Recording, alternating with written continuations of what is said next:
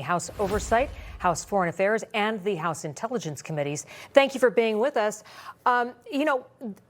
Pittsburgh's not alone. We have seen this same scam that has been carried out elsewhere, other states. Why is it so easy to do that, and what safeguards need to go into place? Well, it's easy because these things are everywhere and people are willing to do it. And quite honestly, because there's never really been any real enforcement. And so as long as no one gets in trouble for this stuff, everybody thinks they can get away with it. And because they're generally correct. This is the first administration that has been willing to actually look into this. And let's face it, the other part of the equation is the enforcement happens generally at the state level. And the states like handing out the federal money. They don't want to be the bad guys enrolling people up that are defrauding people and the government and taxpayers and breaking the law. The states don't want to be they want to be the Santa Claus. They don't want to be the enforcer.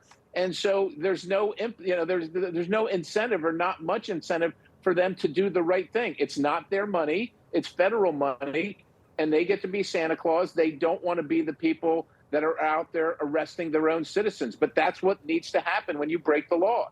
Yeah, well, speaking of enforcement, Immigration and Customs Enforcement, they reportedly arrested an Australian national who's now charged with voting in multiple federal elections. The report claiming a lawful permanent resident from Australia knowingly made false claims of U.S. citizenship to register to vote and cast ballots in both the 2022 and 2024 federal elections in Louisiana.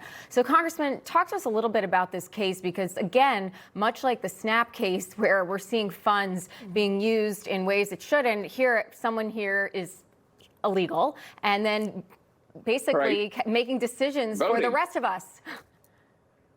Yes, exactly. And we're told over and over again that it never happens, or when it does happen, it's one or two and it's never going to make the difference in an election. And I happen to know people that have won or lost an election by one vote. It does make a difference. But the bigger thing is that it destroys the trust of the American people in our electoral system. That's how civilized nations decide and work out their differences through elections as opposed to fighting one another. But if the elections are rigged, then they don't trust them and they don't participate, and then even worse things happen. It's why the Save America Act is so important. We need to make sure that only the people that are authorized to vote in America are the ones that are making choices and decisions for America and Americans.